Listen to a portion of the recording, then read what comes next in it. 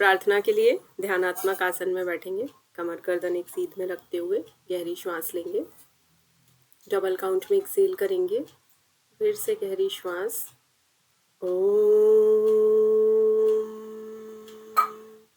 असतो मा सद्गमय तमसो मा ज्योतिर्गमय मृत्योर्मा अमृतं गमय। ओम। दोनों हथेलियों का घर्षण करते हुए अपने मुखमंडल पे लगाएंगे। अपने मस्तिष्क को संदेश देंगे अगले 30 मिनट के लिए दत्तचित्त होकर वो अध्ययन करें। धीरे धीरे अपने नेत्र खोलेंगे। आज हम पढ़ने वाले हैं योग ग्रंथों के अनुसार आहार की अवधारणा, डाइट के बारे में पढ़ेंगे। तो आपके जो भी कोर्स में योग ग्रंथ है उन सब के अनुसार है ये। तो सबसे पहले हम देख लेते हैं आहार क्या है। तो केवल पेट भरने का साधन नहीं बल्कि शरीर, मन और आत्मा के पोषण का आधार कहा गया। आप तैत्तिरीय उपनिषद पढ़ के आए हैं, उसमें अन्नमय कोश पढ़ के आए हैं। तो उपनिषदों में अन्न को ब्रह्म कहा है। ठीक है, तो आत्मा का भी पोषण होता है। शरीर, मन, आत्मा तीनों को फूड चाहिए। आप ये जो कोर्स कर रहे हैं, पढ़ाई कर रहे हैं, आपको अच्छा लग रहा है, ये सब ये आपकी आत्मा का आनंद है, भोजन है। मन को क्या अच्छा लगता है, शरीर को क्या। अब यहाँ योग साधना की अगर सफलता चाहिए तो आहार कैसा होना चाहिए? शुद्ध होना चाहिए, संतुलित होना चाहिए और संयमित होना चाहिए।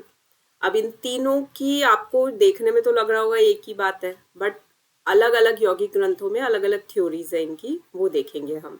तो योग में आहार के पहले 2 सिद्धांत देखिए। मिताहार, मित यानी कम। अब कम ये नहीं कि बिल्कुल आप बहुत जितनी रिक्वायर्ड है उससे भी कम ले, नहीं, उतना तो लेना है। युक्ताहार, तो ये अवधारणाएं किन ग्रंथों के अनुसार है वो पूरा आज हम पढ़ने वाले हैं। मिताहार यानी संयमित आहार, मित आहार। जैसे मित भाषण होता है ना, कहते हैं मित भाषी बनो, कम बोलो, मधुर बोलो, वैसे ही। तो हठ प्रदीपिका जो आपके कोर्स में ग्रंथ है उसके अनुसार आप देखेंगे। प्रथम म्यूट कर लीजिए प्लीज। तो पहला जो उपदेश है, अध्याय है उसका 58वां 1.58 जो श्लोक है, सुस्निग्ध मधुराहारंश चतुर्थांश विवर्जित है भुज्यते शिव संप्रीत्य मिताहार से उच्यते। तो सुस्निग्ध होना चाहिए, चिकनाई से युक्त होना चाहिए। अब तेल का मतलब यहाँ सिर्फ तेल ही मत लेना, घी भी ले सकते हैं आप, बटर ले सकते हैं। मधुर मैंने बताया, कभी भी चीनी को मधुर मत मान लेना। आपको जो भी नेचुरल स्वीटनेस जिसमें है उसे मधुर मानना है। सुपाच्य होना चाहिए, जो अच्छी तरह से पच जाए, पोषक हो, जो पोषण दे। और पेट का चौथाई भाग खाली छोड़ा जाए। तो उसमें चौथाई भाग क्या है? मतलब 4 चपाती की भूख है तो 3 खाई, 1/4 की जगह खाली छोड़ दी, और ईश्वर की प्रसन्नता हेतु जिसे ग्रहण किया जाए।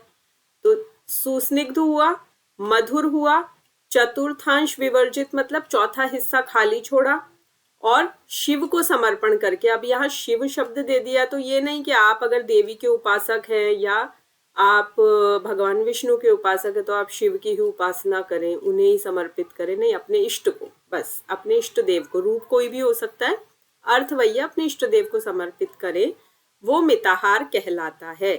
तो ईश्वर को भोग लगाने का मतलब क्या है? हमने बस समर्पण कर दिया, समर्पण का भाव आ जाता है। किसी भी चीज को समर्पित कर दिया जाए तो वो प्रसाद बन जाती है, बस उसी को प्रसाद कह देते हैं। प्रसाद एक गुण होता है, यानी हम प्रसन्न होकर जो ग्रहण करते हैं वो प्रसाद गुण है। तो वो मिताहार है। मिताहार के वो ही सारे सिद्धांत, सिंपल बैलेंस डाइट है, लाइट फूड है, अधिक नहीं खाना है। कहते हैं ना, मैं जीने के लिए खाता हूँ, खाने के लिए नहीं जीता। I eat to live, not live to eat. कितना अंतर है देखो, बहुत छोटे से छोटे शब्द हैं लेकिन उसमें कितनी बड़ी गहरी बात छिपी हुई है। तो संतुलित और हल्का भोजन, अधिक नहीं खाना, गरिष्ठ यानी फ्राइड, बैलेंस्ड ना हो वो भोजन, उससे आप बचें। भूख के अनुसार ही खाएं, भूख नहीं है तो नहीं खाएं। अब पौष्टिक और तृप्तिदायक आहार क्या है? पुष्टम सुमधुरम स्निग्धम गव्यम धातु प्रपोषणम मनोभिलषितम योग्यम योगी भोजन माचरेत। जो पुष्ट हो, अच्छा मधुर हो, अच्छी चिकनाई वाला हो, स्निग्ध हो, गव्य गाय के दूध से बना हो, यानी गाय के दूध से दही भी बनता है, घी भी, बटर भी, तो वो किसी भी रूप में ले सकते हैं। धातुओं का पोषण करे। आयुर्वेद में जो पढ़ के आए हो ना, रस रक्त मांस मेद अस्थि मज्जा शुक्र, तो आपकी जो सप्त धातु है उनका ये पोषण करे। मनोभिलषितम, जो मन को अच्छा लगे, ये नहीं जबरदस्ती खाया जा रहा है, मन को अच्छा नहीं लग रहा, मन जिसकी अभिलाषा करे, ऐसा भोजन योगी को करना चाहिए। ठीक है, ये सारी बातें अभी मैंने बताई वो आ गई है। तो गव्य पदार्थ जैसे दूध घी आदि श्रेष्ठ माने गए हैं। कुछ यौगिक ग्रंथों में तो साधक को प्रारंभ में केवल दूध और दही घी लेने का ही विधान बताया है, वो भी देशी गाय का। गाय भी कोई वैसी ब्रीडेड ना हो, ये भी ध्यान रखना है। अब योग में पथ्य आहार क्या है? पथ्य मतलब जो हितकारी हो, जो बेनिफिशियल हो। गोधूम शालीय व षष्टिक शोभान नाम क्षीराज्य खंड नवनीत सिता मधुनी। पूरी एक लिस्ट है, बहुत लंबी, मैंने केवल एक श्लोक इंक्लूड किया है। तो गोधूम यानी गेहूं के लिए आता है। शालीय, शाली चावल मतलब पुराना चावल, ताजा नहीं लेना है, जो अभी अभी फसल कट के आई है वो नहीं, थोड़ा सा उसे पुराना करके लेना होता है। मूंग और मसूर, गाय का दूध, घी, मक्खन, मिश्री और शहद। इसमें कहीं पे भी चीनी का नाम आया है, और ये मिश्री भी वो क्रिस्टल वाली नहीं लेनी है। ठीक है, ये आहार शरीर और मन में संतुलन बनाए रखते हैं और योग साधना में सहायक होते हैं। पथ्य का अपोजिट होता है अपथ्य। क्या नहीं खाना है? अब बताए हैं, निषिद्ध, प्रोहिबिटेड डाइट, जो जिसकी प्रोहिबिशन है, मनाही है। कट्व अम्ल तीक्ष्ण लवणोष्ण हरित शाकम सौवीर तेल तिल सर्ष मध्य मत्स्यान। कटु कड़वा, अम्ल बहुत तीखा, तीक्ष्ण तेज, और लवण यानी बहुत नमक वाला, नमक तेज हो। उष्ण यानी बहुत गर्म, जिसको अभी अभी बनाया और तुरंत नहीं, थोड़ा सा ठंडा करना है। हरित शाक मतलब बहुत ज्यादा हरी सब्जियां नहीं खानी है। इसमें भी पूरी एक लिस्ट दी हुई है आगे, आप कभी डिटेल में पढ़ेंगे तो पता लगेगा। सौवीर तेल तिल सर्ष, तो और क्या क्या चीज है? दूषित, बासी, दोबारा गर्म किया हुआ, और तिल नहीं खाने, तिल का भी मनाही है। और मद्य और मांस मतलब कुछ भी, मदिरा आदि, और मांस नहीं, नॉनवेज नहीं खाना है, मछली नहीं खानी है, दोबारा गर्म किया हुआ भी नहीं खाना है, दूषित और बासी भोजन नहीं खाना है, किसी का पांव लगा हुआ भोजन नहीं खाना है, बहुत ड्राई भोजन नहीं खाना है, रस वाली सब्जियां लो, इतना सूखा भोजन मत करो, थोड़ा उसमें स्निग्धता होनी चाहिए, थोड़ा रस होना चाहिए। तो ये आहार योग साधना में बाधक माने गए हैं। घेरण संहिता के अनुसार देखेंगे हम, लघु पाकम प्रियम स्निग्धम तथा धातु प्रपोषणम मनोभिलषितम योग्यम योगी भोजन माचरेत। ये घेरण संहिता का रेफरेंस है, 5वें अध्याय का 29वां श्लोक है। तो लघु पाकम मतलब जल्दी से जो बना हो, यानी बहुत ज्यादा उसको इतना बॉयल या इतना फ्राई नहीं करना है, एक्सट्रीम नहीं करना है। प्रिय लगने वाला, वही स्निग्ध चिकना, धातुओं का पोषण करने वाला, जो योगी के मन को अच्छा लगे, ऐसा भोजन योगी को करना चाहिए। अब त्याज्य क्या है? ध्यान है सबको घेरण संहिता और ये हठ प्रदीपिका, इसमें साधक बाधक तत्व सारी चीजें पढ़ के आए ना। आपके कोर्स में हठ योग के 2 ग्रंथ है, सबको याद है। तो अब उसमें सप्तांग योग, चतुरंग योग, इतने दिन में रिवीजन ले रहे हो तो पता ही है ना, भूले तो नहीं कोई, तो अच्छे से याद कर लेना। अब देखेंगे, काठिन्यम दुरितम पूतिम उष्णम पर्युषितम तथा अतिशीतम चातिशोष्णम भक्ष्यम योगी विवर्जयेत। तो योगी को क्या त्यागना चाहिए? कठोर भोजन, मतलब दांतों से चब नहीं रहा, जबरदस्ती खाए जा रहे हैं उसको।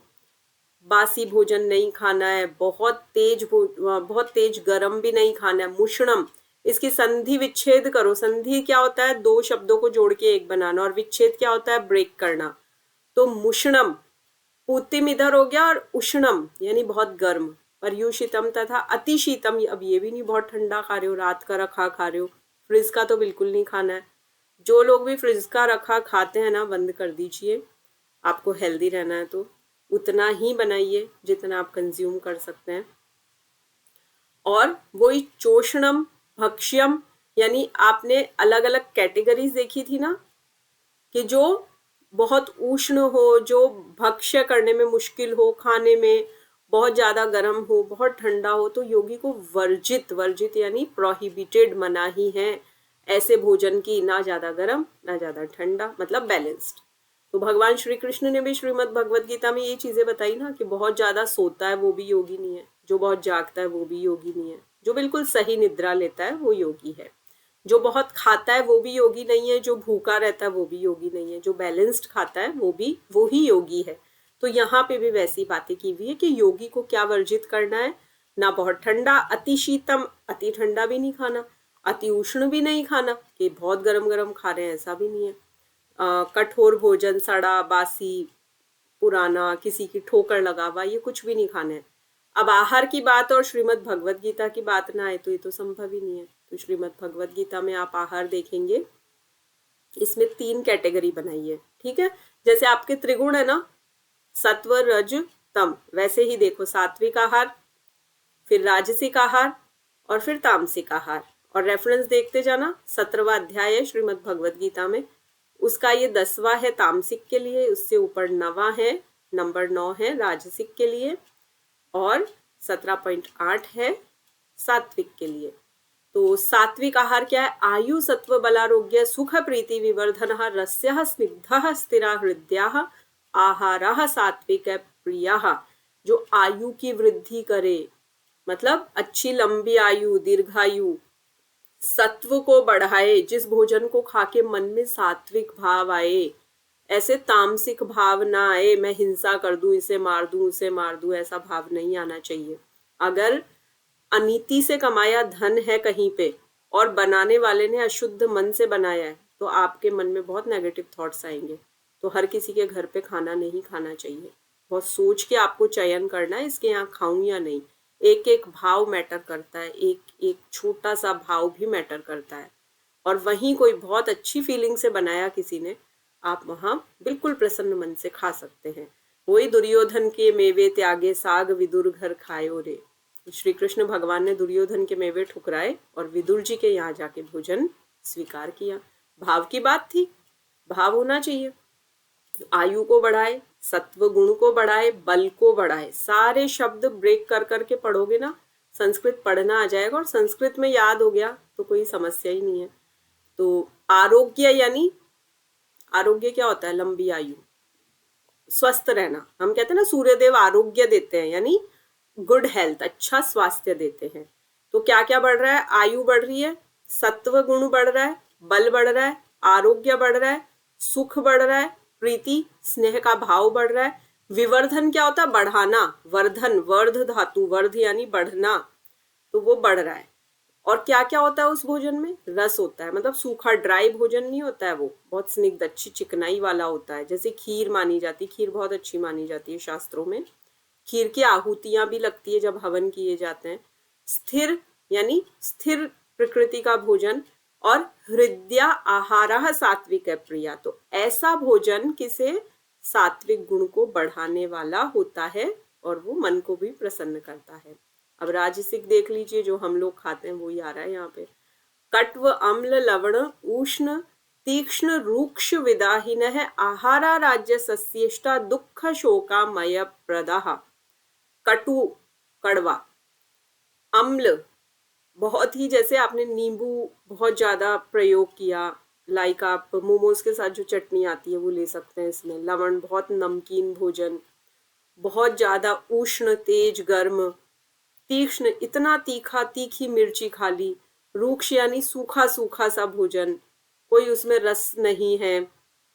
पूरी एक थाली जो मानी जाती है, जैसे उसमें दही होता है, उसका रायता बनाते हैं किसी भी रूप में, तो वो थोड़ा सा कहेंगे कि अगर ड्राई सब्जी है तो आपने साथ में कॉम्बिनेशन ऐसा कर दिया। तो आप कोशिश करें रूक्ष भोजन ना खाएं, सूखा सूखा भोजन ना खाएं।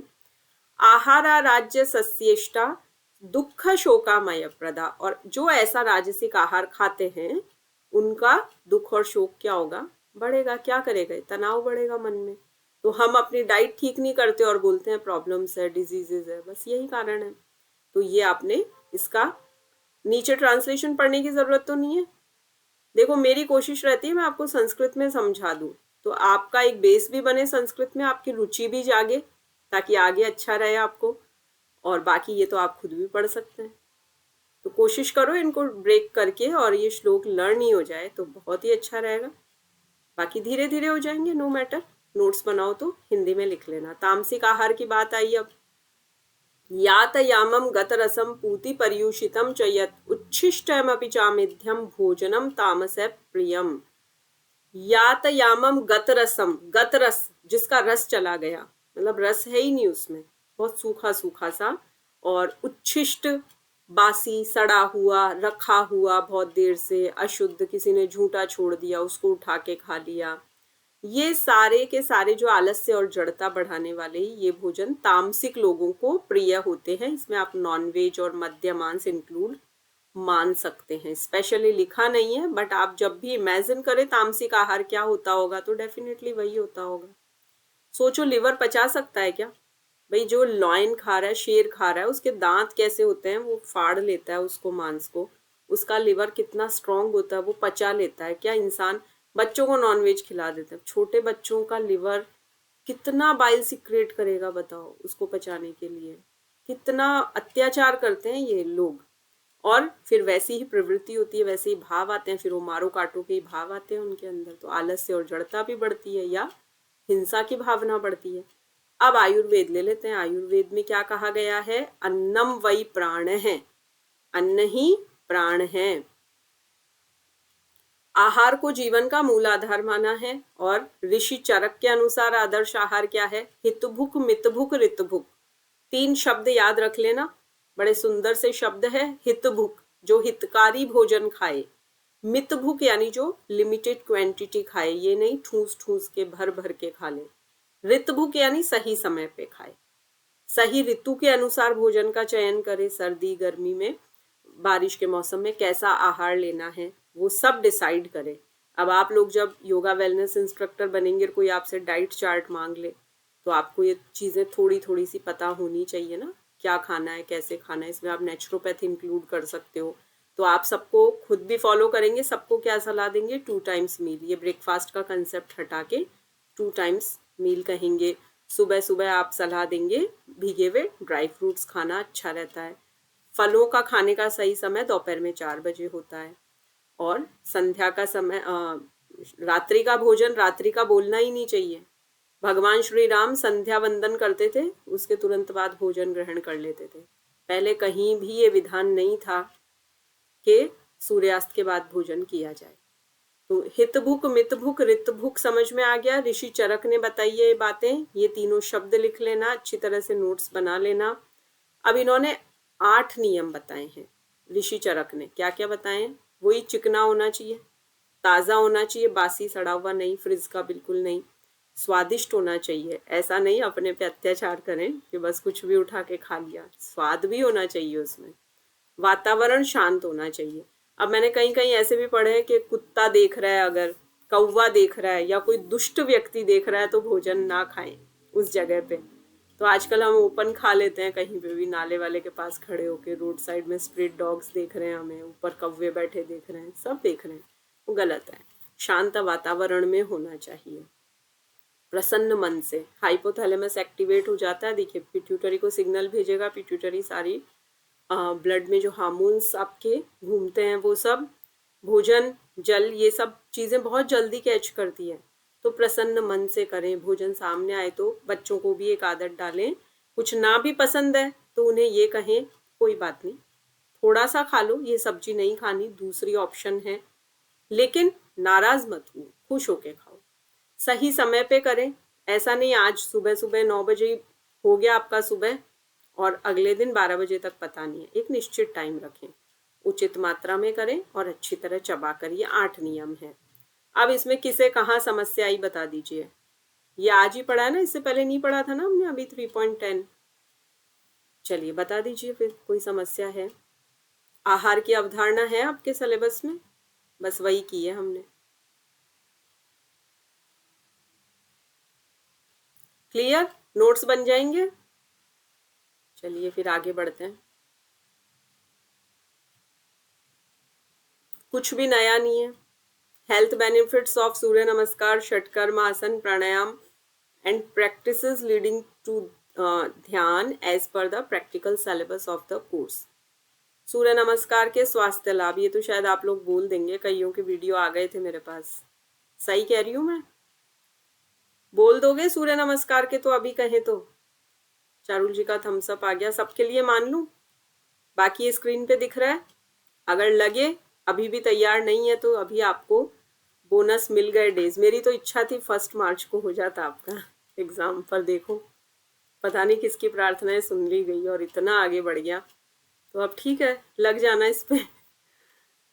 मैं अभी इसको बिल्कुल रिपीट नहीं करूंगी क्योंकि ऑलरेडी हम प्रैक्टिकल क्लासेस भी ले चुके हैं और इस पर डिटेल में बात कर चुके हैं। फिर भी लगे तो नोट करके रखिए अपनी सारी डिफिकल्टीज, जैसे ही सिलेबस कवर होगा आपके ये डिफिकल्टी वाले सेशंस चलेंगे। अब षटकर्म के लाभ, ये भी आपको पूरा अच्छे से एक एक इमेज दिखाते हुए प्रैक्टिकल में भी प्रॉपरली समझा दिया। आसन के लाभ दिख रहे हैं?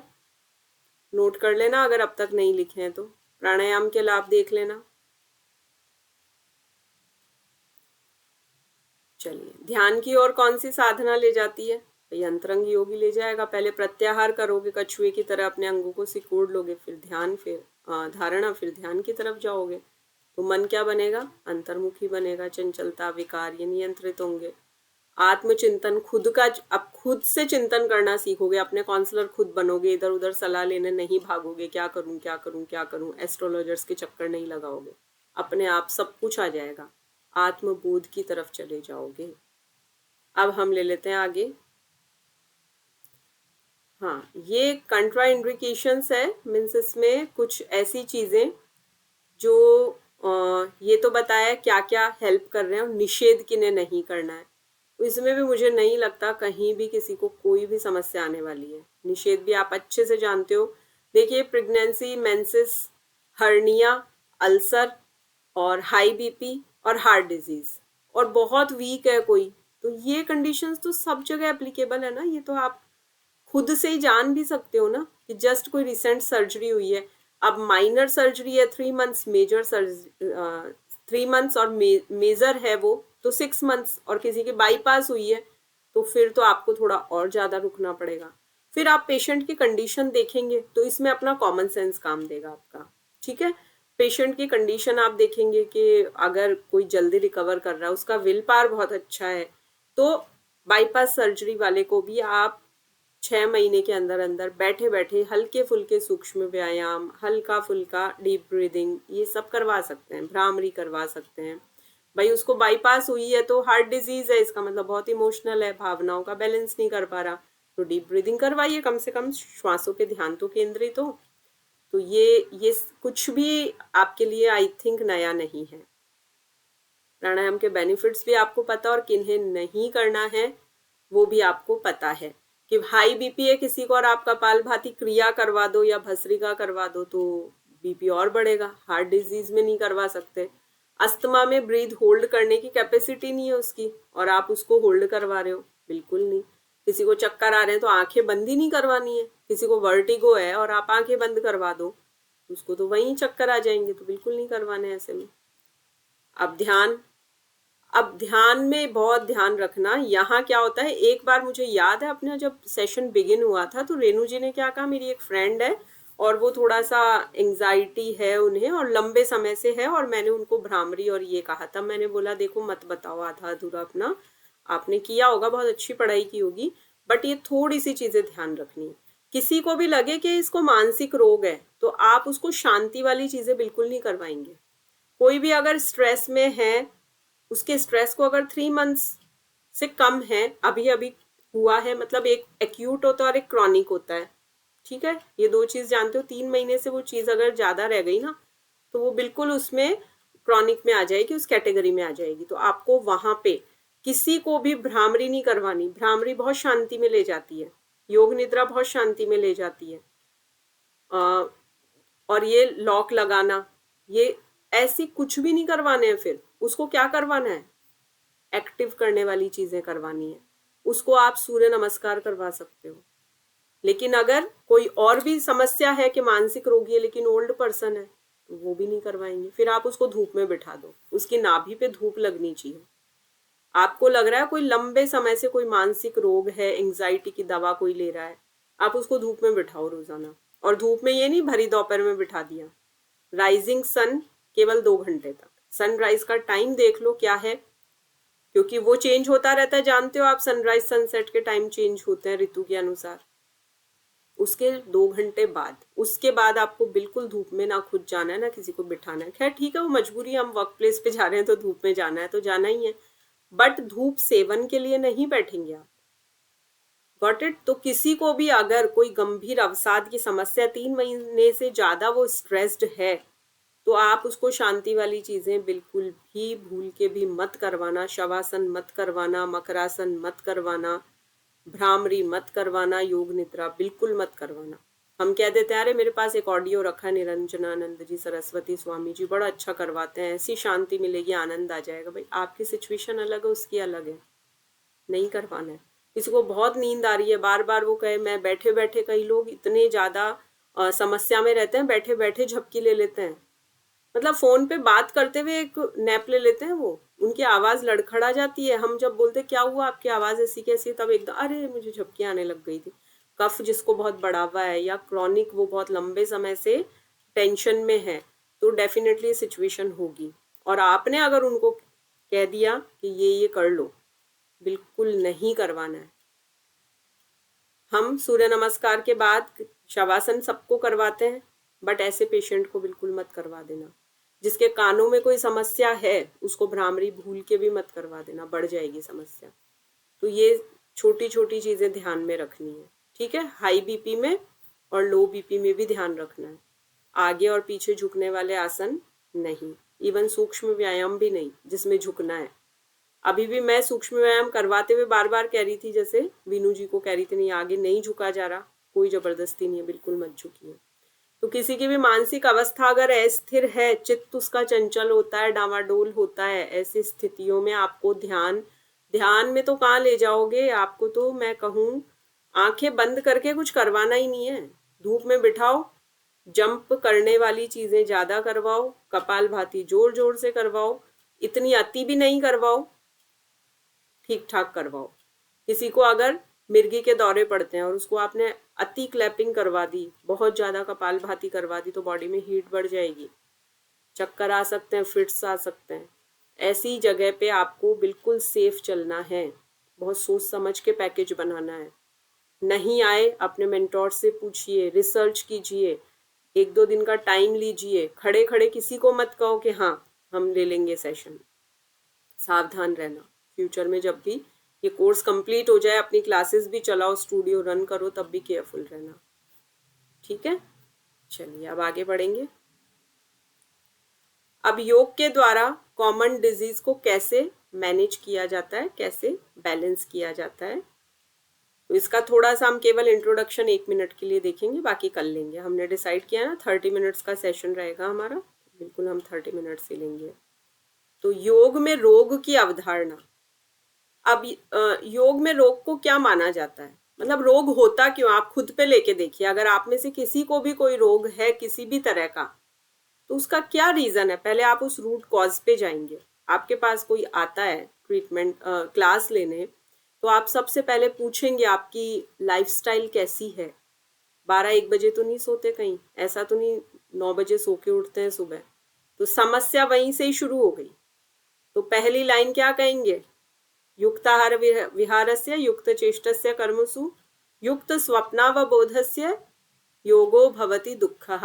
इस सिद्धांत को इतना उतार लेना खुद के जीवन में भी, और आपके पास कोई आए सीखने क्लास लेने तो उसके भी उतरवा देना, उसको प्रॉपर समझाना सारे बेनिफिट्स। देखिए नेचर की एक व्यवस्था बनी है कि रात्रि में देखो निशाचर घूमते हैं रात को, तो जो निशाचर निशा में चर करते हैं, घूमते हैं रात्रि में, तो ये जो भी आजकल बच्चे जो पागल हो रखे हैं ना कि रात को पढ़ेंगे, 1-1 बजे तक पढ़ते हैं या 1-1 बजे तक पार्टी करते हैं, वो निशाचर हो गए हैं, अब वो इंसान नहीं रहे।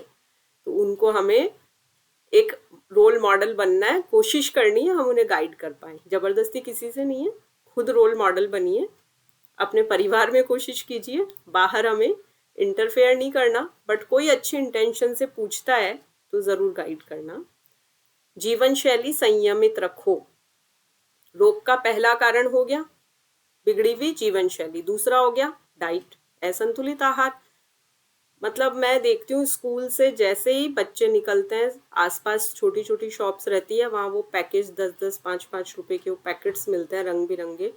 मदर्स छोड़ देती है, बच्चा अंकल ये लास्ट में वो बिल पे करती है और निकल जाती है। वो बच्चा घर जाके वो चिप्स, वो बिस्किट, वो जो भी पैकेज्ड आइटम खाता है, उसके बाद वो बच्चा घर का बना खाना हरगिज नहीं खाएगा, ये निश्चित है। और एक टाइम के बाद उसका लिवर प्रॉपर फंक्शन करना बंद कर देगा, ये निश्चित मानिए। तो कहीं भी आपके घर में ये चीजें आ रही है तो आज ही बंद कर देना आप। अच्छी शुरुआत खुद से करनी है। मुझसे कोई पूछता आपने क्या रचना की, मैंने कहा मैं तो खुद की कर रही हूँ, बस मुझे किसी की जिम्मेदारी नहीं लेनी, मैं खुद से ही प्रारंभ कर रही हूँ।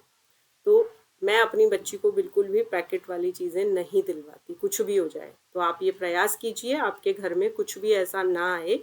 आप खुद बनाइए, बहुत सारी अच्छे से कुकिंग कीजिए, बहुत अच्छे मन से कीजिए, फ्राइड खाइए, कोई मनाही नहीं है, घर पे बनाइए। संडे का दिन रखिए। तो आहार हो गया, फिर तनाव हो गया, आलस्य, गलत दिनचर्या और मानसिक अशांति। अगर ये किसी के जीवन में है तो समझ लो समस्याएं आएगी, बीमारियां आएगी, कोई रोक ही नहीं सकता। चलिए बाकी हम कल कंटिन्यू करेंगे। एक बार हम शांति पाठ कर लेते हैं। ध्यानात्मक आसन में बैठेंगे, डीप ब्रीदिंग करेंगे। ॐ पूर्णमदं पूर्णमिदं पूर्णात् पूर्णमुदच्यते पूर्णस्य पूर्णमादाय पूर्णमेवावशिष्यते। ॐ शान्तिः शान्तिः शान्तिः। दोनों हथेलियों का घर्षण करेंगे, अपने मुखमंडल पे लगाएंगे, धीरे धीरे नेत्र खोलेंगे। हरिओम। शारुल जी, अभी आप लोगों का डिस्कशन का सेशन रहेगा ना? एक